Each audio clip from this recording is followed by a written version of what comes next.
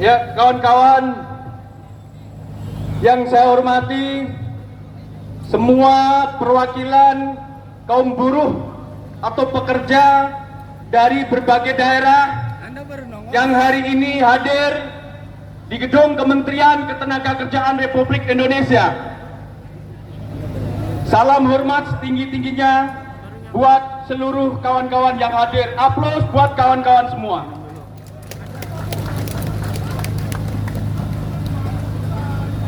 Beberapa waktu yang lalu, berbagai perwakilan atau pimpinan serikat buruh, serikat pekerja menyatakan bahwa perjuangan kenaikan upah tahun 2025 ini harus kita tingkatkan. Kita harus lebih semangat lagi untuk memperjuangkan kenaikan upah layak dan adil. Beberapa waktu yang lalu kita semua mendengarkan sama-sama bahwa Mahkamah Konstitusi telah membuat keputusan yang membuka peluang atau membuka potensi bagi kaum buruh untuk memperjuangkan kenaikan upah layak. Namun putusan MK tersebut hanya akan sia-sia, hanya akan menjadi kertas kalau kita kaum buruh tidak pernah terlibat dalam perjuangannya. Betul nggak kawan-kawan? Sebab apa? Konsolidasi selain yang dilakukan oleh kaum buruh, konsolidasi juga dilakukan oleh para pengusaha atau pemilik modal. Juga dilakukan oleh Apindo, Kadin, dan lain sebagainya. Yang tujuannya adalah bagaimana menghadang dari putusan MK tersebut. Betul nggak? Beberapa waktu yang lalu ada statement dari Apindo bahwa kenaikan upah tahun 2025 agar tetap diberlakukan PP 51. Padahal jelas kalau kita kaum buruh berpendapat bahwa PP 51 seharusnya sudah tidak bisa diberlakukan.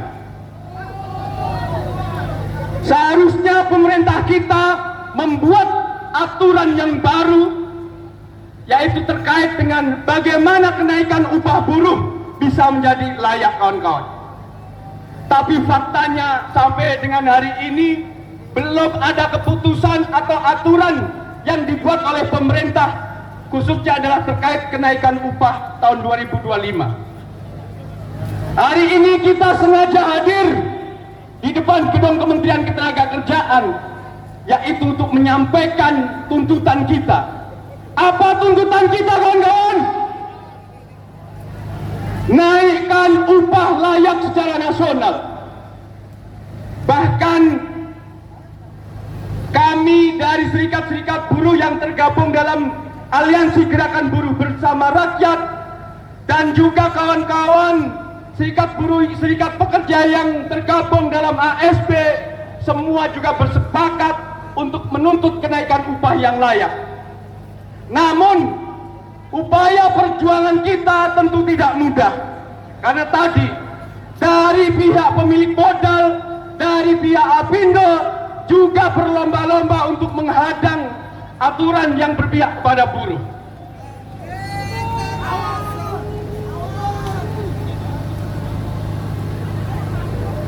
Hari ini kawan-kawan berkumpul, kawan-kawan buruh ada yang dari Jakarta. Betul nggak? Mana kawan-kawan buruh dari Jakarta?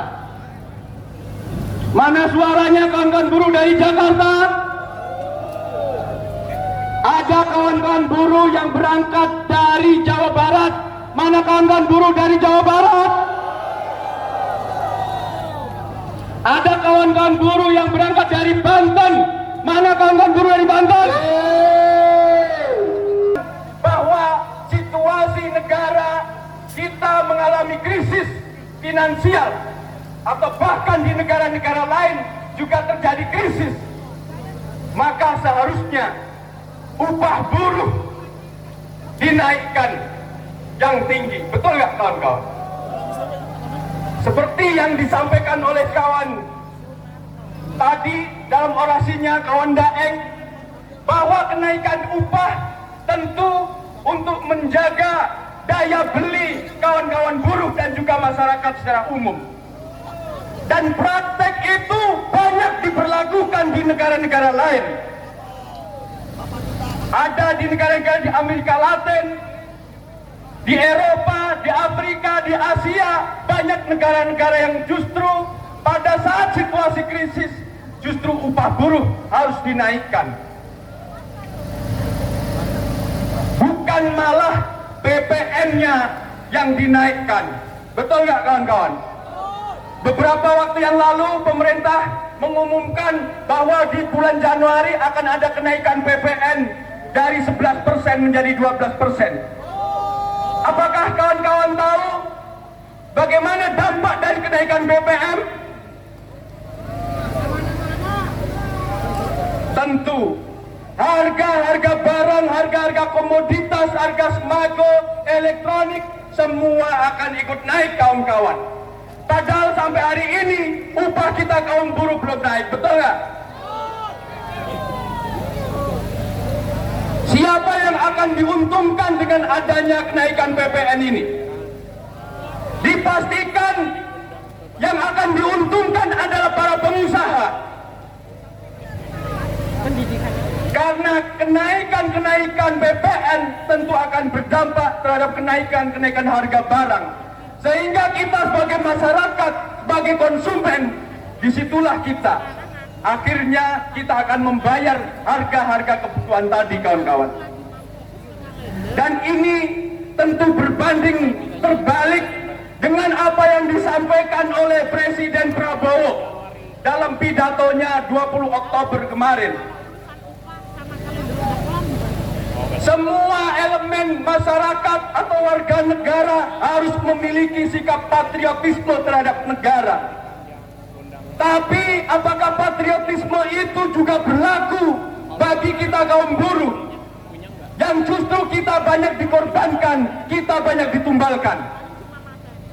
Perdebatan dalam LKS Tripartit Nasional dan juga Dewan Pengupahan Nasional terkait dengan regulasi atau aturan untuk kenaikan upah tahun 2025 sampai sekarang mengalami deadlock. Tidak ada titik temu kawan-kawan. Apakah kawan-kawan tahu jika deadlock atau tidak ada titik temu itu siapa yang seharusnya bertanggung jawab? Seharusnya adalah negara, yaitu pemerintah, yang justru harus mengambil peran untuk melindungi kaum buruh kita kawan-kawan. Jika pemerintah, jika rejim Prabowo Gibran justru tidak menjalankan itu, maka bisa dikatakan apa yang disampaikan dalam pidato, apa yang disampaikan dalam program-programnya, tentu itu hanya gimmick semata. Betul nggak kawan-kawan? Saya meminta kepada kawan-kawan semua berdiri. Saya mau minta waktu 1 menit kita untuk memberikan alarm peringatan kepada pemerintah Prabowo Gibran. Dengan cara apa kawan-kawan? Kita bisa mengambil bunyi-bunyian yang punya sirine, yang punya beritan, yang punya alat-alat musik, bisa kita tabuh bersama-sama. Kita bunyikan kawan-kawan. Siap? Ayo berdiri semua. Masa aksi berdiri, ikuti orator dan orasi dari bukan hanya kawan-kawan buruh yang tergabung dalam aliansi Gebrak, tapi juga kawan-kawan dari KSPSI, dari GSBI, dari KBMI, juga kawan-kawan serikat yang lain. Kita berikan alarm ini kepada pemerintah kita. Sepakat nggak? Ada tiang listrik, ada pagar, boleh dipukul semua.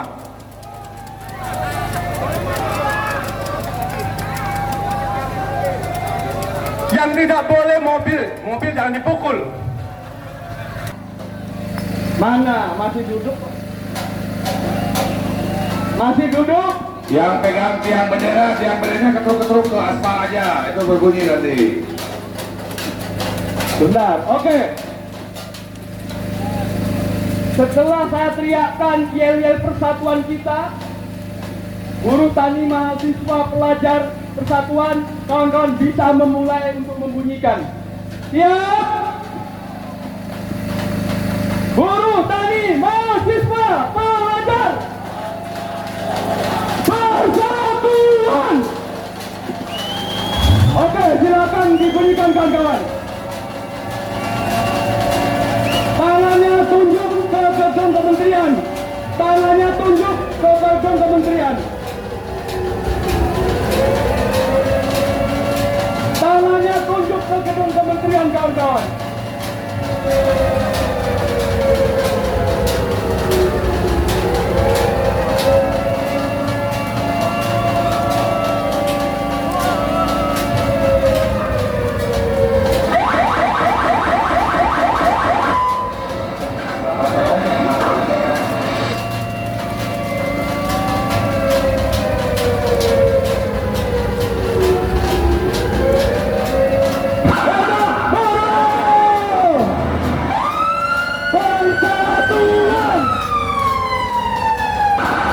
Cukup.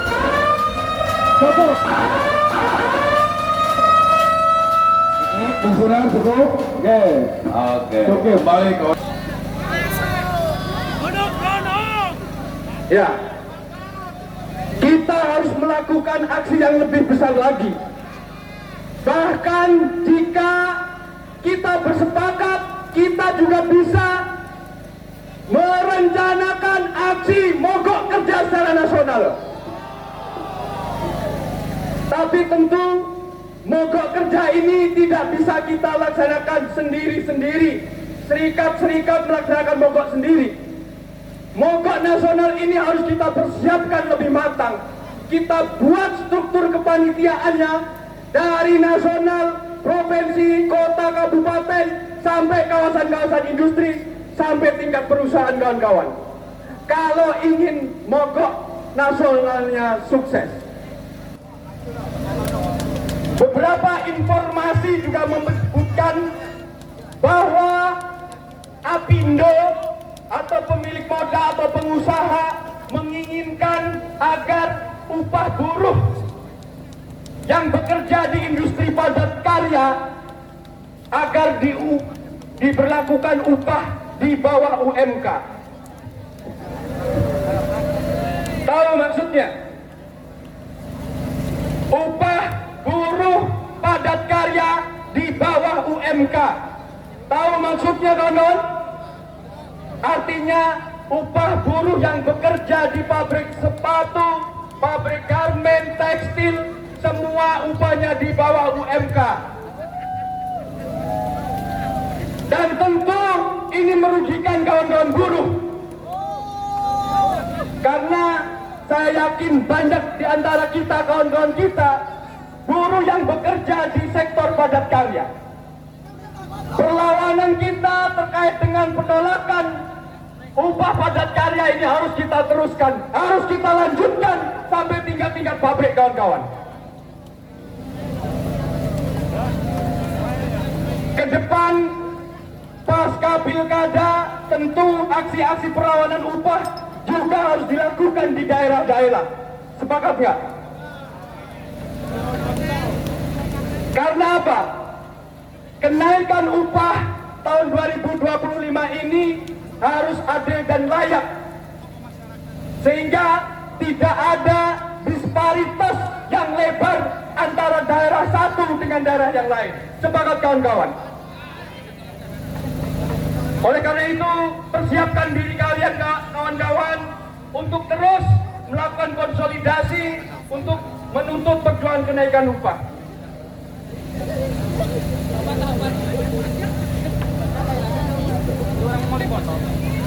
Baik, kawan-kawan, saya menginformasikan bahwa beberapa waktu yang lalu kami dari Aliansi Gebrak selain aksi hari ini juga mengajukan audiensi kepada Menteri yang baru, Bapak Yasirli sebagai Menteri Ketenagakerjaan Republik Indonesia. Dan melalui Ibu Dirjen, hari ini kita akan diterima jam 1, kawan-kawan. Saya meminta perwakilan dari Aliansi Gebrak dan juga kawan-kawan dari KSPSI, dari GSDI, dari KBMI juga nanti bisa ikut terlibat. Agar kawan-kawan bisa berkumpul di sebelah mobil komando kawan-kawan FPSI Lab, perwakilan organisasi. Ada kawan-kawan dari Gebrak, ada kawan-kawan KPBI, kawan Boeing, kawan Yahya dari SGBN, kawan Ardiansa dari FPBI, kawan-kawan sindikasi ada, KSPT MKI. Nah, silakan nanti bisa berkumpul dengan saya. Kita akan masuk ke dalam untuk melakukan audiensi dengan Menteri Ketenagakerjaan. Saya nggak tahu apa yang akan disampaikan dari pihak kementerian terkait dengan persoalan kenaikan upah di tahun 2025 nanti, kawan-kawan. Tapi intinya kita ingin menyampaikan gagasan, ya, tuntutan kita kepada menteri yang baru. Mungkin itu yang dapat saya sampaikan. Kalau ada kekurangan, kalau tidak berkenan, mohon maaf yang sebesar-besarnya. Hidup buruh! Hidup buruh! Persatuan! Udah lama gak dipakai. Lu kalau mau lulusan Buruh tani, mahasiswa, pelajar. Terima kasih. Wassalamualaikum warahmatullahi wabarakatuh. Nikon D90. Tadi kalau kita ketemu lagi. Ya, masih semangat kawan-kawan. 5 tahun gimana harus bersihin itu kan? Oke, gimana Bung? Habis tuh gue Itu tadi penyampaian orasi dari Ketua Umum Kasbi yang diwakili oleh Bung Sinarno. Untuk selanjutnya mungkin kita lempar ke makam sebelah. Siapa? Ya, dilanjut Bung. Ya, terima kasih teman-teman.